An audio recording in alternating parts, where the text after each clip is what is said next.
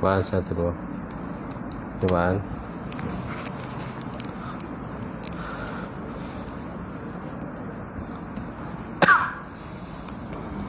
Baik. InsyaAllah kita buka kuliah kita malam ni dengan sama-sama baca Al-Quran. Ila hadratin Nabi Muhammad Mustafa Rasulullah sallallahu alaihi wasallam wa ala al-kiram ashabul izam syai'ulahul Fatihah. A'udzu billahi minasyaitonir rajim. Bismillahirrahmanirrahim. Alhamdulillahi rabbil alamin. Ar-Rahmanir Rahim. Maliki yaumiddin. Iyyaka na'budu wa iyyaka nasta'in. Ihdinas siratal mustaqim. Siratal ladzina an'amta 'alaihim ghairil maghdubi 'alaihim waladdallin. Amin. Assalamualaikum warahmatullahi taala wabarakatuh. Alhamdulillah wahdah sadaqa wa'dah wa nasara 'abdah wa 'azza jundahu wa hazama al-ahzaba wahdah. Asyhadu an la ilaha illallah wahdahu la syarikalah. Untuk kipas kipas. Wa asyhadu anna Muhammadan 'abduhu wa rasuluh. Allahumma shalli wa sallim ala sayyidina wa nabina wa habibina wa maulana Muhammad imamil muttaqin wa qadudul mujahidin wa ala alihi wa sahbihi ajma'in. Qala Allah subhanahu wa ta'ala fil Qur'anil Karim. A'udzu billahi minasyaitonir rajim. Bismillahirrahmanirrahim. Wal 'asr innal insana lafi khusr illa allazina amanu wa 'amilus solihati wa tawassaw bil haqq wa tawassaw bis sabr. Maksudnya demi masa sesungguhnya manusia itu semuanya berada dalam kerugian kecuali orang-orang yang beriman serta mengerjakan amal soleh dan bersama-sama dengan kebenaran dan bersama-sama dengan kesabaran. Wa qala Nabi sallallahu alaihi wa ala alihi wa sahbihi wa baraka wa sallam, ma yuridullahu bihi khairan yufaqihuddin. Maksudnya barang siapa dikenaki Allah Ta'ala kebajikan dan saya berikan kepahaman di dalam agama. Nawaitu ta'alluma wa ta'lim wa tazakkura wa tazkir wa nafa'a wal intifa' wal ifadatu istifadah wal hasa ala tamassuki bi kitabillah wa sunnati rasulih wa du'a ila al-huda wa dalalati ila al-khairi ibtigha'a wajhillah wa maradatihi wa rukubihi wa syawabihi subhanahu wa ta'ala. InsyaAllah yang saya hormati semuliakan Fatih Tuan Imam, Tuan Bilal, Tuan Pengerusi Surau, Jawatan Kuasa Surau, sidang jamaah muslimin, muslimat, mukminin, mukminat wa ta'ala. Alhamdulillah kita banyakkan puji dan syukur kepada Allah Ta'ala kerana dengan limpah kurnia rahmat daripada Allah kita dapat bersama malam ni untuk kita sambung kuliah kita.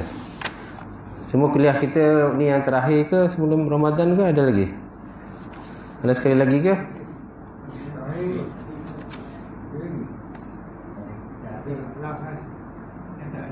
Bulan ni last Bulan ni last. Jadi satu bulan pet kan kita kosong 3 satu bulan lagi Jumaat. ada lagi? Ada satu lagi kelas? Sekarang satu lagi. Ada sekali lagi lah. Okey, ada sekali lagi. Tempat-tempat lain ada yang sudah habis dah. Dah tutup. Sini ada lagi lah sekali lagi insya-Allah. Itu saya kena COVID itu 4 bulan sampai 10 kuarantin. Tu. Ini pun ada lagi lah, kesan-kesan itu masih ada lagi. Batuk-batuk tu ada lagi. Tak hilang lagi. Tekak perit kat office saya tu ramai yang kena. Macam pas baton je tu lah. Pas baton pas seorang je tu. Pas seorang kan kuarantin, lepas tu orang lain lah. kono. Kuarantin. Betul wali lah. Kuarantin juga. Itulah bersama-sama lah. Tak habis-habis. Malam ni kita di muka surat apa? Surat 160 yang muhu ta'ala binafsi. 160 Tak habis lagi? Belum kan? Baru mula. Baru nak masuk lah? Oh ya, baru nak masuk. Baik. Baik, kita lihat qiyamu ta'ala binafsi, berdiri Allah Ta'ala dengan sendirinya. Qiyam makna qiyam berdiri lah. Qiyamuhu ta'ala, berdirinya Allah Ta'ala binafsih, dengan sendirinya. Baik, diambil daripada kitab Risalah Tauhid. Qiyamu ta'ala binafsih artinya Allah Ta'ala dengan sendirinya, bersendirian, tidak berkendak kepada tempat berdiri zat, dan tidak berkendak pada yang menjadikan dia. Dalam bahasa Arabnya la yahtaju ila mahallin wala mukhassisin. Itu dalam kitab-kitab lain lah. Kitab ni dekat sini dia tak tulis, cuma dia terjemahkan terus. Dalam kitab Matan Sanusi yang saya mengaji dulu, kitab Matan ni ringkasan lah. Dia kata situ, apakah maksud qiyamu ta'ala binafsih? Maksud qiyamu ta'ala binafsih la yahtaju ila mahallin wala mukhassis. Mana tidak berkendak kepada tempat berdiri, mana zat, mana tak berkendak pada zat lain lah maksudnya tu. Dan tidak berkendak pada yang menjadikan dia, kerana dia yang menjadikan. Dia menjadikan dan dia jadi dengan sendirinya. Maka hakikatnya ibarat menafikan Allah Ta'ala berkendak kepada tempat berdiri dan kepada yang menjadikan dia. Maka ibaratnya ialah menafikan, mentiadakanlah. Menafikan Allah Ta'ala berkendak pada tempat berdiri. Kerana Allah Ta'ala ni bukan seperti makhluk. Makhluk ni ada tempat berdiri, tempat duduk, tempat parking kan. Ataupun contoh memenuhi ruang. Zat yang selain daripada Allah Ta'ala ni semua memenuhi ruang, mengambil tempat lapang. Istilah lain mengambil tempat lapang lah. Kita semua mengambil tempat lapang kita. Bila kita duduk kat situ, orang lain tak boleh duduk lah. Kalau duduk mestilah di samping kita, kiri, kanan, depan, belakang, atau di atas. Itu dikatakan makhluk itu. Makhluk ialah mengambil kadar lapang dia. Cuma makhluk ada yang latif, jisim yang latif, jisim yang halus, dan jisim yang kasar. Yang kasar boleh dilihat lah. Yang latif tak boleh lihat. Walaupun tak boleh lihat, dia ada berterbangan. Di ruang udara kita ni ada benda-benda yang berterbangan, yang halus, yang kita tak nampak lah. Jadi setiap benda tu mengambil kadar lapang dia. Kat mana dia dah duduk, tak boleh yang benda lain duduk. Gitu. Kalau tidak kan dia akan bertindan lah. Gitu. Jadi Allah Ta'ala tidaklah begitu. Allah Ta'ala tidak mengambil kadar lapang. Itu sebab dia sebut tadi, tidak berkendak kepada tempat berdiri zat, dan tidak berkendak pada yang menjadikan dia. La yahtaju ila mahallin wala mukhassisin. Maka hakikatnya ibarat menafikan berkendak kepada tempat berdiri dan kepada yang menjadikan dia. Kerana dia sendiri yang menjadikan. Dia jadi dengan sendirinya. Tegasnya Allah Ta'ala itu terkaya dan tidak berhajat kepada sesuatu, sama ada pada perbuatannya dan atau hukumannya. Tetapi Allah Ta'ala menjadikan sesuatu dan mengadakan undang-undang semuanya untuk faedah dan muslihah ataupun maslahah. Muslihah ataupun maslahah yang kembali kepada sekalian makhluk. Dan dia menjadikan semata-mata kerana kelebihannya dan belas kasihannya, bukan sesekali kerana berhajat kepada faedah. Kerana Allah Ta'ala tidak mengambil faedah. Allah Ta'ala mencipta makhluk, mencipta manusia, dia tidak mengambil faedah daripada apa yang dicipta. Yang mengambil faedah itu makhluk itu sendiri. So makhluk itu yang mendapat faedah daripada penciptaan yang Allah Ta'ala cipta pada dia lah. Okey. Allah Ta'ala tidak mengambil faedah daripada penciptaan makhluk. Memanglah dia menciptakan makhluk. Allah Ta'ala mencipta makhluk di atas kehendak dia sendiri. Allah Ta'ala mencipta malaikat, jin, syaitan, benda-benda yang kasar, benda halus seruh dan sebagainya, syurga, neraka kan. Semua dicipta, dibuat, dijadikan di atas kehendak Allah Ta'ala sendiri. Untuk kebaikan makhluk itu sendirilah. Contoh syurga dan neraka. Apakah kebaikannya syurga? Syurga untuk yang beramal soleh nanti dapat masuk syurga. Neraka untuk yang beramal soleh, amal jahat. So akan dimasukkan sana. So yang mengambil faedah ialah manusia. Yang mengambil kalau masuk neraka, mana mengambil kesan buruk lah. Kan? Kesan buruk daripada amalan dia masuklah dalam neraka. Macam tu. Baik. Tegasnya Allah Ta'ala itu terkaya dan tidak bajak sesuatu sama ada pada perbuatannya ataupun hukumannya. Hukumannya pun tu jugalah.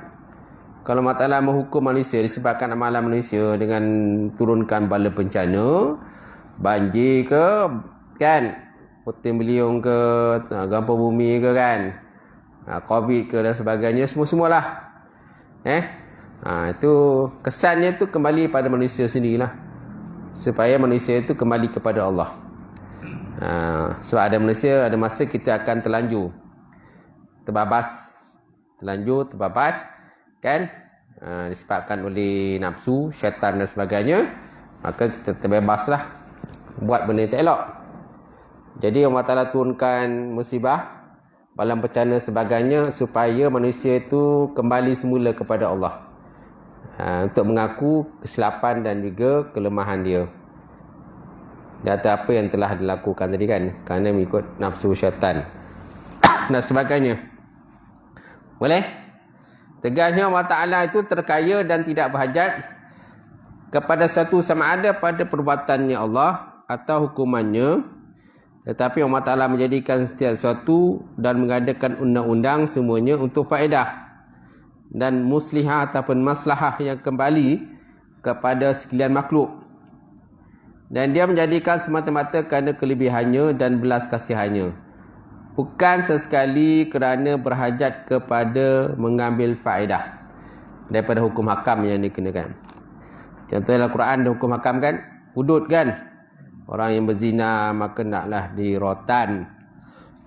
Ikut Islam lah, rotan 100 kali rotan kalau belum kahwin. Kalau dah berkahwin maka naklah direjam sampai mati. Ada tak buat dalam Malaysia? Tak ada kan? Belum lagi lah, tak sampai lagi. Kalau ikut Islam je tu lah. Yang mencuri potong tangan. Ada tak potong tangan? Tak ada. Sebab ada yang kadang-kadang membantah.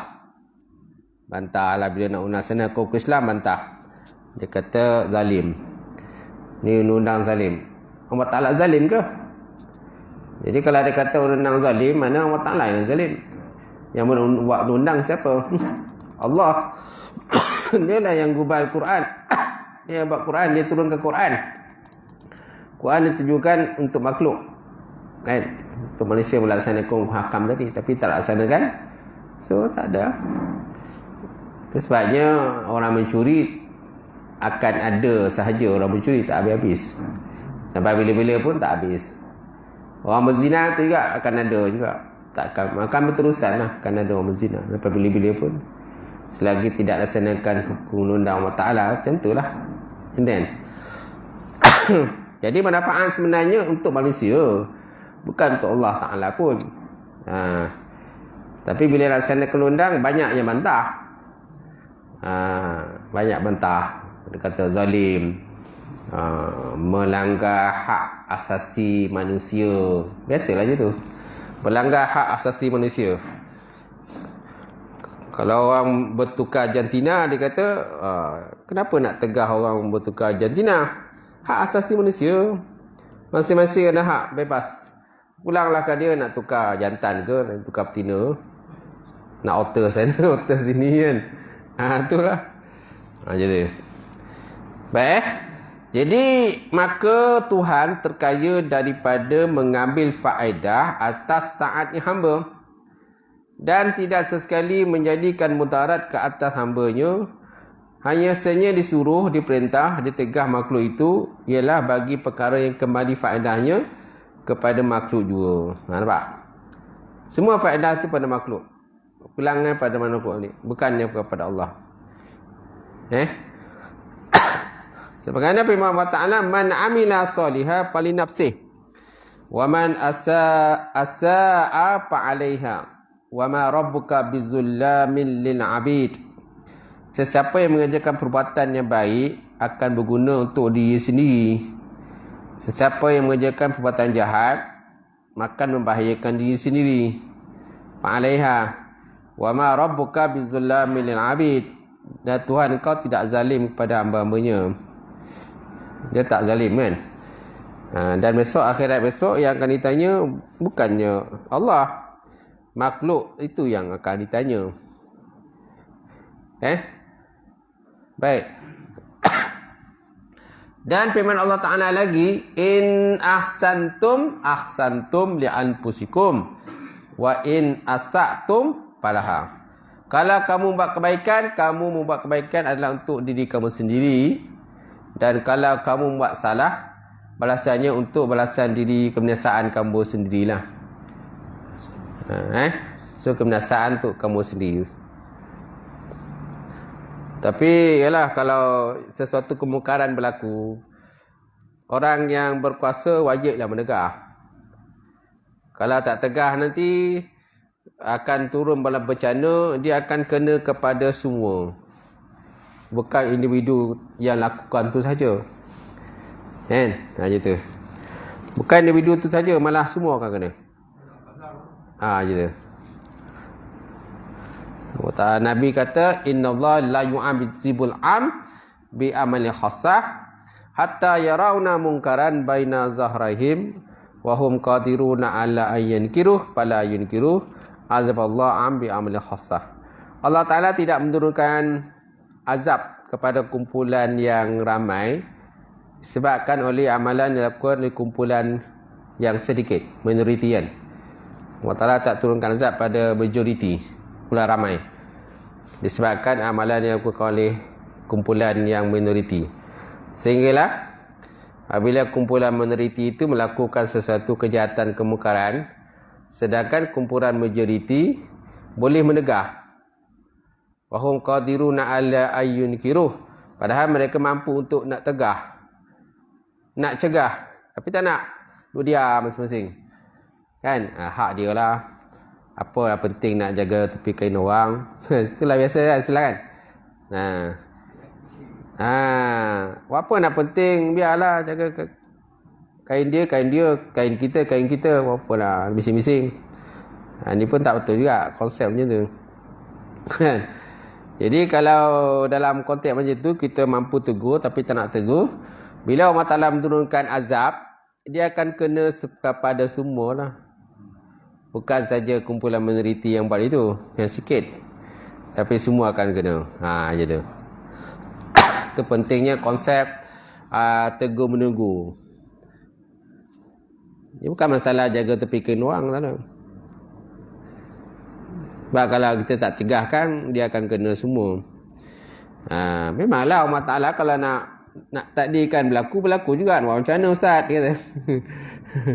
Tapi manusia ada usaha ikhtiar. Kan saya sebut banyak kali. Mesti ada usaha ikhtiar daripada kita untuk cegah. Tak boleh. Memang kehendak Allah Ta'ala akan nak turunkan bala bencana, gempa bumi, puting beliung dan sebagainya. Itu memang dah kehendak Allah Ta'ala tu Ustaz. Memanglah. Tapi kita manusia ada usaha dan ikhtiar nak cegah. So kalau kita tak usaha ikhtiar, cegah, akan datanglah bala tu. La yaruddu qada illa bidu'a. Yang qada itu tidak boleh dijegah melainkan dengan doa.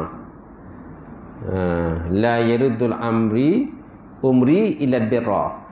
Tidak bertambah akan umur kecuali dengan buat kebaikan. Semana ada usaha tiada. Umur tak bertambah kecuali buat baik. Kan? Qada tidak boleh diubah kecuali dengan doa. Doa pun penting juga. Baik. Maka kata Syekh Suhaimi rahimahullah adalah segala yang maujudat, benda maujud itu nisbah berkenaan pada tempat dan kepada yang menjadikan, iaitu bagi pada 4 bahagi. Maujud ni benda yang maujud lah, benda yang ada, benda yang boleh ada, boleh lihat dan sebagainya kan. Kita katakan maujud. Dan maujud ni pun banyak jenis. Pertama, zat Allah Ta'ala maujud juga. Yang kedua, sifat Allah maujud juga. Ketiga, arat maujud juga. Kan? Kemudian jisim dan sebagainya, itu maujud juga. Cuma zat Allah Ta'ala macam mana? Yang pertama, terkaya daripada tempat berdiri dan daripada yang menjadikannya, iaitulah zat Allah Ta'ala. Zat Allah Ta'ala maujud. Maujud ni adalah. Ada yang tahap boleh dilihat, tapi bukan sekarang. Zat Allah Ta'ala tak boleh lihat sekarang. Kita hanya boleh lihat besok dan akhirat lah. Bila Allah Ta'ala menzahirkan diri dia, menampakkan diri dia besok kepada ahli syurga, maka mereka nampaklah, melihat zat Allah Ta'ala itu yang bukan seperti apa yang kita sangkakan. Itu dikatakan maujudat.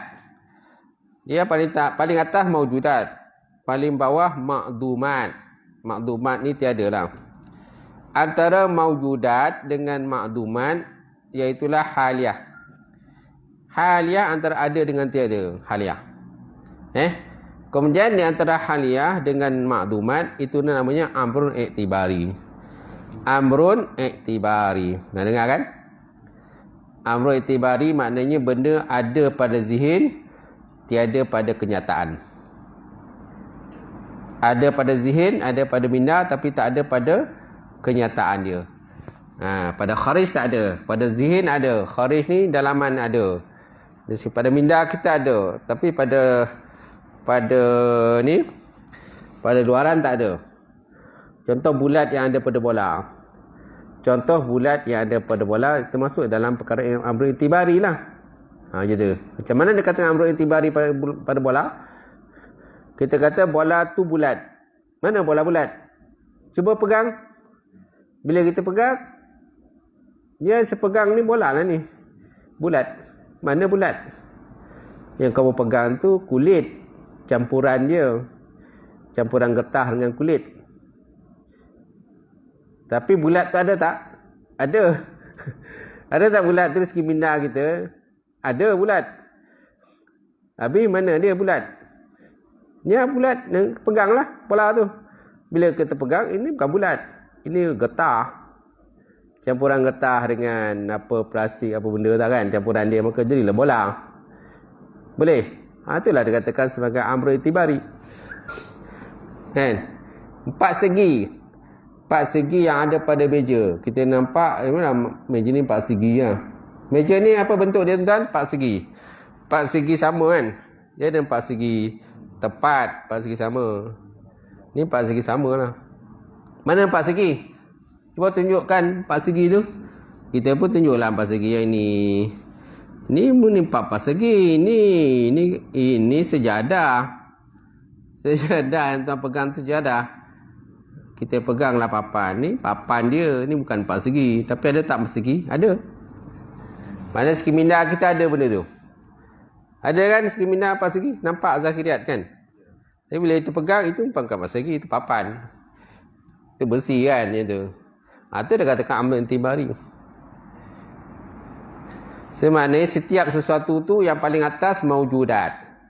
Mana wujud, ada yang boleh nampak, dilihat. Maujudat. Yang bawah sekali makdumat, yang tak nampak, yang tak wujud lah. Antara maujudat dengan makdumat tengah-tengah. Haliyah. Halun ataupun haliyah. antara ada dengan tiada. Ada dengan tiada. Kemudian di antara hadiah dengan makduman, iaitu yang namanya amrun iktibari. Amrun iktibari. Baik. Maka kata Syekh Suhaimi rahimahullah adalah segala yang maujudat itu nisbah berkendak pada tempat dan kepada yang menjadikan itu terbagi pada 4 bahagi. Pertama, terkaya daripada tempat berdiri dan daripada yang menjadikan itulah zat Allah Ta'ala sendirilah. Kerana Allah Ta'ala zat dia tidak berkendak pada tempat berdiri. Kalau kita berkendak pada tempat kita berdiri, tempat kita duduk, kerana kita mengambil kadar lapang kita. Allah Ta'ala tidak mengambil kadar lapang. Okey. Allah Ta'ala berkata-kata laisa biharfin wala bisautin. Allah Ta'ala berkata-kata tanpa huruf, tanpa suara. Dia mendengar tapi tidak menggunakan gegendang telinga. Dia melihat tapi tidak menggunakan biji mata. Kan laisa kamitslihi syai'un wa huwas samiul alim. Tidak ada sesuatu pun yang dapat diserupakan dengan Allah Ta'ala. Yang kedua, terkaya daripada menjadikan dia dan berdiri pada zat, iaitulah sifat Allah. Sifat Allah Ta'ala ni duduk pada zat Allah. Sifat Allah Ta'ala duduk pada zat Allah. Contohnya sifat kudrah, berkuasa. Sifat kudrah duduk pada zat Allah. Tanpa zat Allah tak adalah sifat kudrah. Kan? Kudrah, berkuasa, iradah, berkehendak, ilmun, mengetahui, lepas tu hayat, hidup, sama, mendengar, basar, melihat, kalam, berkata-kata. Ada 7 sifat ma'ani. Ma'ani maksudnya yang disebahkan kepada makna lah. Satu sifat subutiyah, sifat wujudiyah yang berdiri pada zat Allah Ta'ala. Yang mana sifat-sifat itu tidak bercerai tanggal daripada Allah. Kalau kita, dia boleh bercerai tanggal.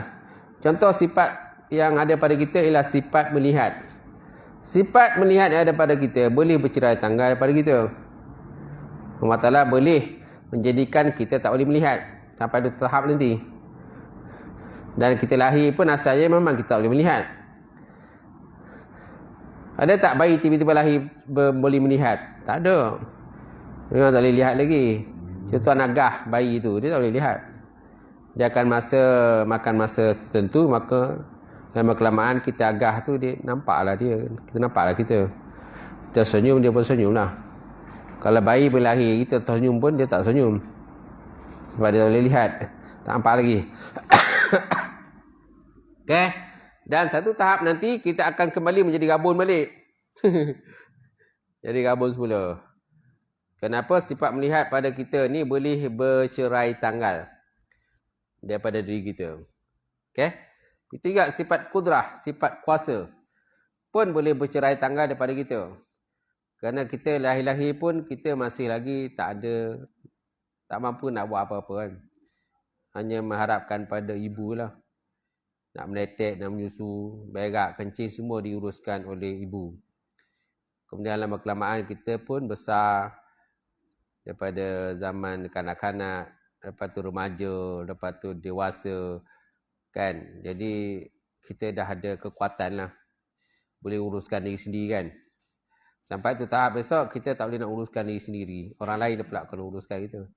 Bila sampai pada tahap nyanyuk ataupun tua bangka, istilah kan. Jadi kencing berak semua orang uruskan. Pakai pampers baik lah. Waktu kecil dulu pakai pampers, tapi kita dulu kecil-kecil tak pakai pampers lah. Pakai apa? Lampin kan. Dulu kecil-kecil tak ada lah. Semua pakai lampin.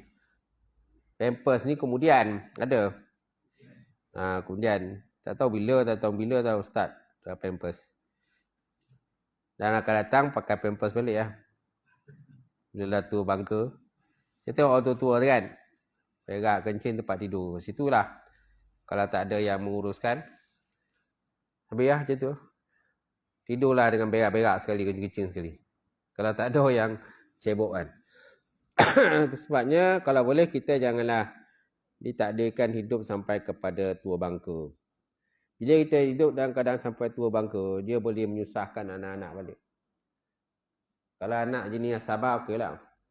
Dapat anak jenis tak sabar, habislah. Dimaki hamun ni mak ayah. Mimma qiyamun ma'ayah balik. Kan? Macam tu lah. Baik, yang ketiga, berkendak kepada tempat berdiri dan kepada yang menjadikan dia. Iaitulah segala arat. Arat ni macam kita jugalah. Di kita ni macam arat. Kan? Arat mana berdiri pada tempat diri. Yang arat ni sesuatu yang nak katakan sifat pun boleh juga arat. Ataupun sesuatu yang dikaitkan dengan masa, tempat dan sebagainya. Itu kata arat. Okey. Berkendak pada tempat berdiri dan kepada menjadikan dia. Itulah arat lah.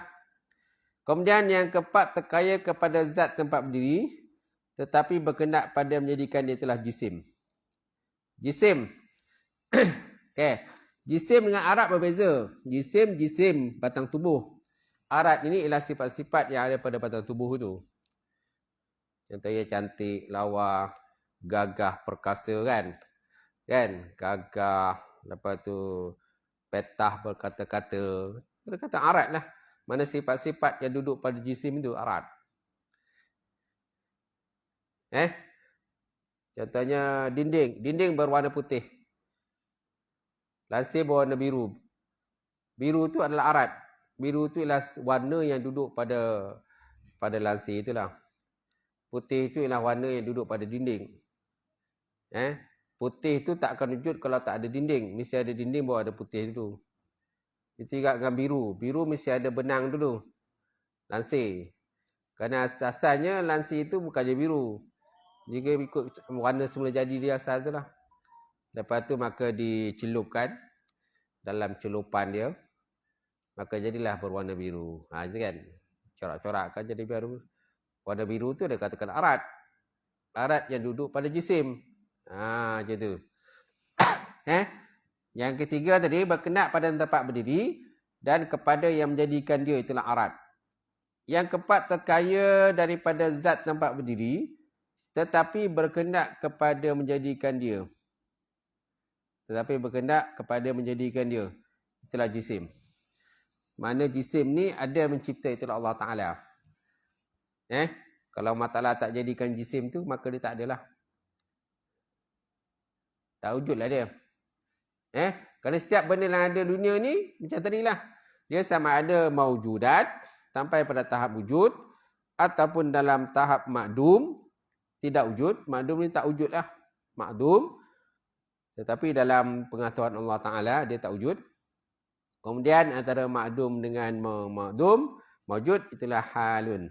Hal ya, ataupun halun, antara wujud dengan tiada wujud. Tengah-tengah lah. Wujud dengan tak wujud. Dan yang antara haliyah dengan makdum, itulah amrun intibari. Macam saya kata tadi lah. Itu disebut dalam pembahasan dalam kitab Muhadir Jul tu. Dalam kitab yang dikarang tu, sifat 20. Baik, kemudian syarah. Sifat yang kelima, bagi Allah Ta'ala itulah qiyam ta'ala bin nafsi. Berdiri Allah Ta'ala itu dengan sendirinya.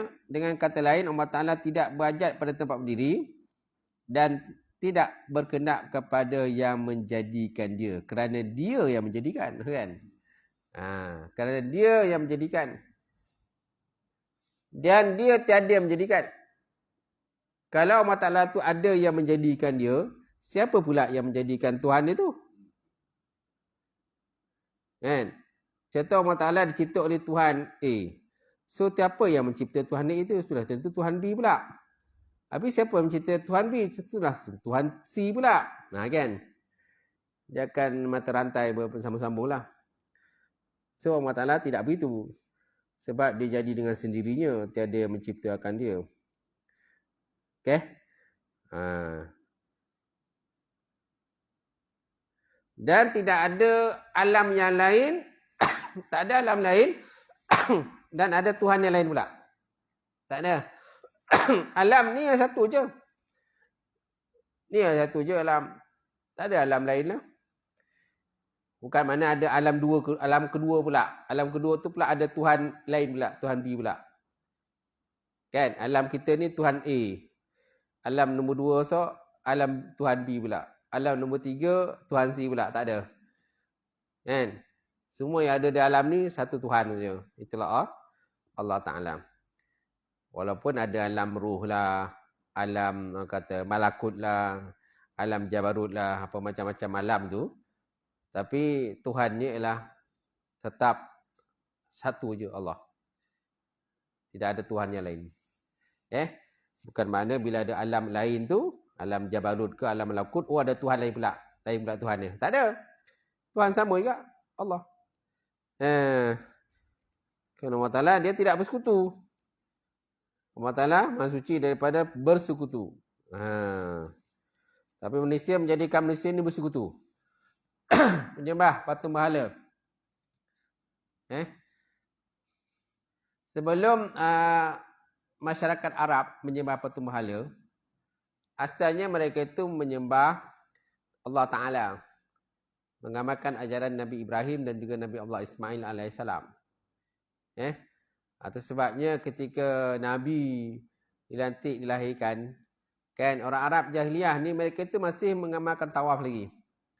Mereka masih mengamalkan tawaf, masih mengamalkan sa'i, mengerjakan haji, tetapi dalam keadaan bertelanjang, kan, bertepuk tampar dan sebagainya, bergendang.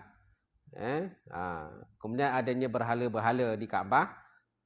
Sampaikan Nabi waktu Nabi tawan semula Mekah tu, Nabi dapati ada 360 berhala. 360 berhala. Antara Tuhan-Tuhan yang hebat itulah contohnya Hubal. Jadi sebelum daripada masyarakat Arab menyembah berhala, asalnya mereka pertuhankan Allah Ta'ala. Dan orang yang pertama membawa berhala ke Kaabah, iaitulah namanya, iaitulah Amru bin Lu'ay.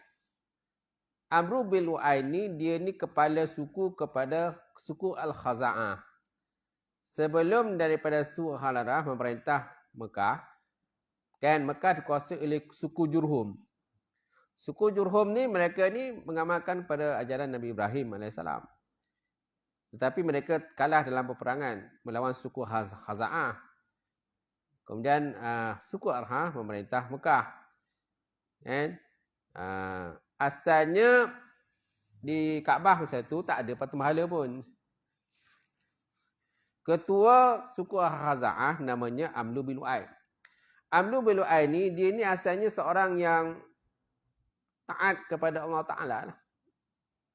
Taat pada Allah, patuh pada Allah. Dan dia ni dikirakan sebagai Sultanul Awliya. Kan? Sultanul Awliya, Sultan wali-wali. Dia punya martabat dia hebat. Dia ni menjadi pakar rujuk. Orang menjadi rujukan kepada orang Arab. Dia ni antara kepala suku lah. Kepala suku. Bukan kepala suku je, tak ada. Pemikirannya tu. Kan, mana dia hebat lah orang kepala dia. Ketua dia kan. Satu hari, Amru bin Lu'ay ni pergi ke negara Syam. Pergi ke Syam. Dengan tujuan untuk berdagang, berniaga dan sebagainya. Sampai di negeri Syam, dia dapati orang Syam masa itu menyembah patung berhala. Lalu dia menganggap benda itu baik. Kerana Syam masa itu ialah tempat kelahiran para Nabi dan para Rasul. Maka diambil patung berhala, ada yang nyatakan diberi patung berhala bernama Hubal. Patung berhala Hubal ni dibawa balik ke Mekah dan diletakkan dalam Kaabah.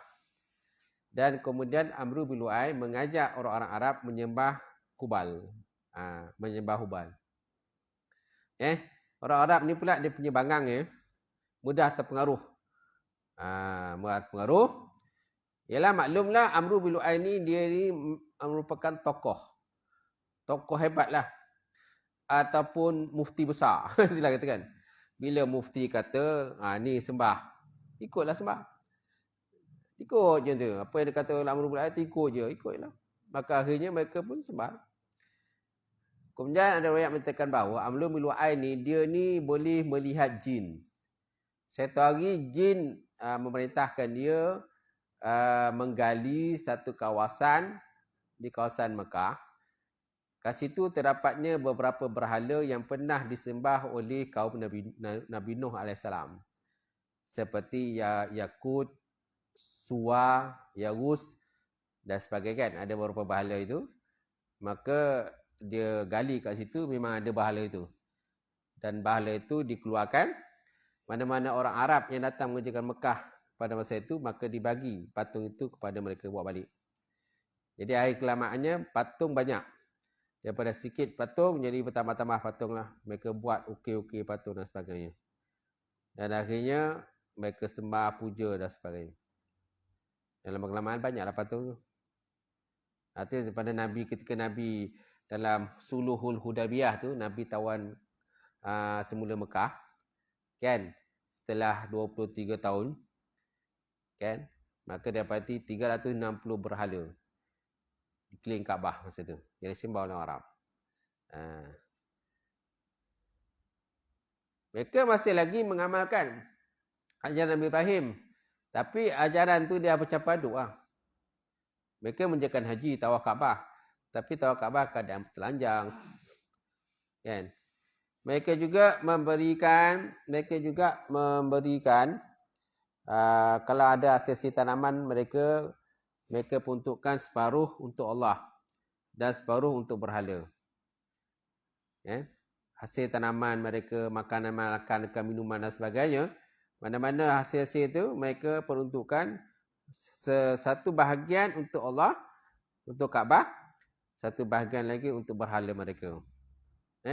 Mana-mana yang untuk berhala mereka, biasanya mereka akan tunaikan hajatkan. Habiskan. Tunaikan hajatlah berhala tadi. Mana-mana yang untuk Allah Ta'ala ni boleh dipospon, boleh tangguh. Dan dialihkan kepada berhala tu. Ya. Mana untuk Allah ni boleh pospon. Tangguh-tangguh tak apa. Yang untuk berhala ni kena dahulukan dulu. Itu memang disebut dalam kitab. Dalam kitab Rahiqul Maktum. Yang dikarang oleh Mubarak Furi. Kitab Sirah Nabawiyah. Sejarah baginda Rasulullah SAW. Sejarah orang Arab. Ad-dinun al-Arabi. Agama orang Arab. Diceritakan situlah tentang permulaan daripada penyembahan berhala. Macam tu. Artinya yang banyak berhala tu asalnya mereka tu semua bertuhankan kepada Tuhan Esa. Baik.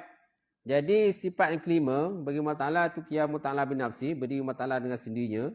Dengan kata lain Allah Ta'ala tidak bajak pada tempat berdiri dan tidak berkenap pada apa menjadikan dia. Kerana dia bukannya zat yang perlu memenuhi tempat berdiri. Kerana dia tidak boleh lihat. Kan? Tidak berkenap pada tempat berdiri lah. Allah Ta'ala tidak berhajat pada apa-apa pun kerana Allah Ta'ala terkaya daripada sesuatu. Nampak? Dia tak berhajat pada kita, tak berhajat kepada makan, minum dan sebagainya, tidur. Macam kita berhajat pada makan, minum, tidur. Kalau kita tak makan, satu hari perasaan kita. Mulalah kebuluan. 2 hari, 3 hari, apalah, lemah. Tak makan. Ni dah start nak puasa ni. Tengoklah kebulu masa tu. Kan? Macam tu. Tapi puasa banyak kelebihannya lah. La'allakum tattaqun. Kan sebut yang tu? Ya ayyuhallazina amanu kutiba alaikumusiyam kama kutiba alal ladzina min qablikum la'allakum tattaqun. Wahai orang beriman, difardukan pada kamu puasa sebagaimana difardukan pada umat yang sebelum kamu. La'allakum tattaqun, mudah-mudahan kamu bertakwa. Apa maksudnya tu? Apa maksud mudah-mudahan kamu bertakwa tu? Kan? Maksud mudah-mudahan bertakwa tu, puasa ini melatih diri kita, mengajar diri kita supaya menjauhkan benda yang ditegah oleh Allah Ta'ala. Sama ada makan minum ke, ataupun cakap benda-benda yang tak elok ke, benda yang bukan-bukan kan. Pandang benda yang tak elok ke, semualah. Kita kena tegah diri kita. Kita katakan berpuasa. Kalau hanya puasa, hanya tahan makan minum, ya tak komplit lah. Dia puasa ni bukan hanya tahan makan minum. Malahan benda-benda lain pun, mencuri pun kita tak buat. pandang benda haram pun tak buat, cakap celupa pun tak buat. Semualah berpuasa. Sebab ujung ayat tu la'allakum tattaqun dia kata. Mudah-mudahan kau bertakwa. Kerana nak ajak kita jadi takwa. Dia nak ajak kita jadi takwa.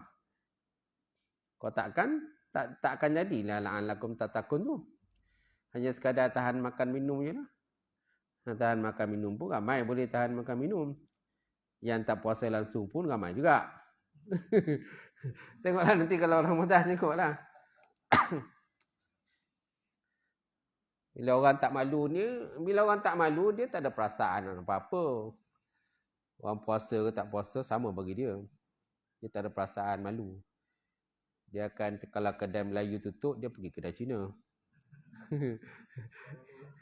Kedai Cina yang bukan Muslim lah. Sebab Cina pun ada Muslim. Banyak Cina-Cina mu'alaf yang berniaga ramai. Ya, ketutup lah. Dia pergi kedai yang non-Muslim. Dia ke Cina kan. Ya. Yang bukan Islam ni, dia lepak kat situ. Kan? Muka tak malu. Silat-silat bulan kena tangkap lah. Naiklah ban jenazah. Naiklah operasi. Buat kuasa. Siapa yang kena tangkap tu nasib lah. Naiklah ban jenazah. Baik. Jadi Allah Ta'ala tidak bajak pada apa-apa pun. Kerana Allah Ta'ala terkaya daripada segala sesuatu. Artinya segala apa yang Allah Ta'ala Subhanahu Wa Ta'ala perintahkan atau apa yang Allah Ta'ala larang itu sebenarnya tidak mengurang dan menambahkan kemuliaan Allah.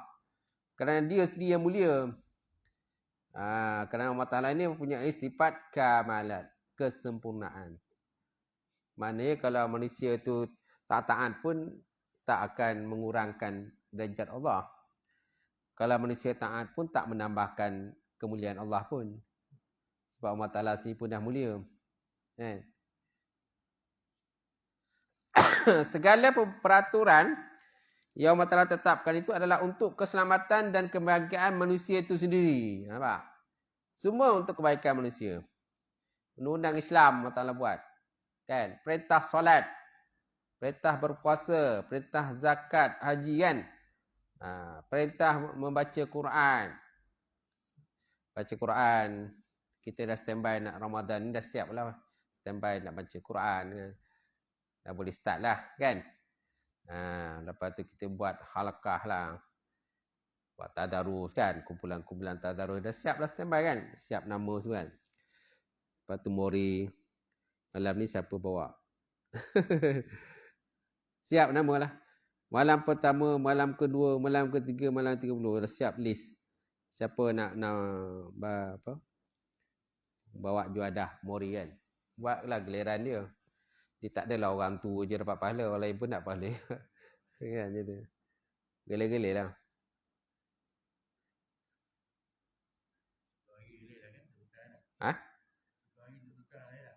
Tukarlah oleh lah.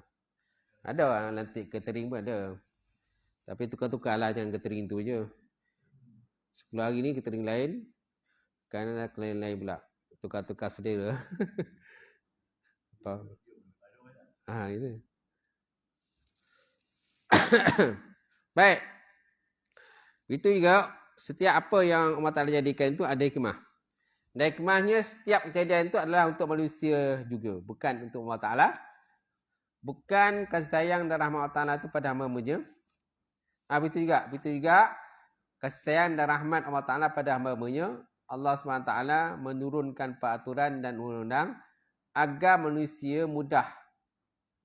mudah manusia mentadbir dan menurunkan urusan-urusan yang bersangkutan dengan mereka daripada sekecil-kecilnya perkara sehinggalah kepada masuk tandas. Makan minum sehinggalah kepada sebesar-besar perkara. Seperti mentadbir negara. Dan sebagainya. Semua ada dalam Islam. Semua ada dalam Islam kan. Cara qada hajat, cara masuk tandas menggunakan kaki kiri, keluar kaki kanan kan. Lepas tu dalam tandas menutup kepala kan. Jangan bercakap tengah terberak. Kan? Ni kan bercakap. Tu terberak ni tengah telefon. Kan bila terong pup jatuh kan. Jadi member tanya apa benda punya jatuh tu kata. Rupa tu buang air. Dekat tu. Masuk pula dalam telefon pula bunyi tu. Tak ada adab lah. Tak ada adab kan. Adab. Maknanya bila buang air jangan bercakap. Kencing jangan berdiri. Kan? Makan dengan menggunakan tangan. Kan? Jangan menggunakan tangan kiri. Tangan kiri tangan syaitan. Makan baca bismillah. Berhenti sebelum kenyang. Jangan dah kenyang-kenyang bawa berhenti. Dah cenau bawa berhenti. Kan? Ya. Ambil makanan yang dekat. Jangan ambil makanan yang jauh. Dahulukan kan. Ada. Mana semua dalam Islam ni semua dah ada adab lah. Daripada benda yang sekecil-kecilnya sampailah benda yang sebesar-besarnya menguruskan negara. Kan? Syura kan? Syura maknanya perbincangan, permusyawaratan ajar oleh Islam. Nak putus satu perkara mestilah bermusyawarah. Konteks Islam.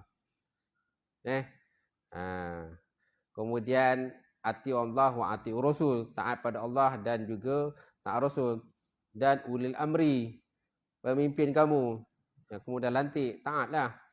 Selama mana dia tak mengajak benda maksiat, selagi itu kita kena taat. Kan? Mana dalam Islam ni semua dah ada kan? Komplit. Gitu. Sebab agama tu dia tak komplit. Dia hanya dalam bab ibadah saja, dalam bab-bab lain tak ada. Mereka memisahkan antara politik dia tu. Politik, ibadah. Dia ada pengasingan. Tapi dalam konteks Islam ni tidak, semua ada. Daripada benda yang paling kecil, daripada buang air, masuk tandas, makan minum, sampailah sembahyang, puasa, zakat, haji, kan, menguruskan pentadbiran negara. Pembahagian harta kan, menguruskan harta, kan, halal haram, riba, perkahwinan, konteks perkahwinan, semua ada lah. Cantiknya Islam ni kan, cantik dia, semua ada. Kenapa kita nak cari hukum lain pula? Tak ada kan? Tentu Islam yang sempurna. Islam of life kan. Islam cara baik. Baik. Jadi peraturan hidup Allah Ta'ala datangkan untuk kesejahteraan hidup manusia dinamakan sebagai syariat Islam. Gitu. Habis sampai situlah tuan-tuan pengajian kita malam ni. Cukup lah. Dah dekat pukul 9. Tanda situ. Saya buka soalan kalau ada sebelum saya tutup. So kita ada sekali lagi kan? Okey sekali. 1 bulan. Puasa 3 bulan. 3 bulan. So ada lagi ni. Ramadan. Okey apa dia? Termasuk Ramadan. Malam tadi ni 10 Syaban. Cerita Syaban lah malam tadi. Baca Yasin, berarti Syaban. Habis ya, tak ada? A'udzubillahi minasyaitonir bismillahirrahmanirrahim. Alhamdulillahirabbil alamin wassalatu wassalamu ala syafiyil mursalin wa ala alihi washabihi ajmain. Allahumma zidna ilman nafi'ah wa yaqina as-sadiqah wa alam taqabbala wa rizqan halalan mubarakatan katsira. Wasi'ana fataya alim wa lana qulubana bi nuri ma'rifataka wa ta'ala ma'arifin. Allahumma faqihna fid din.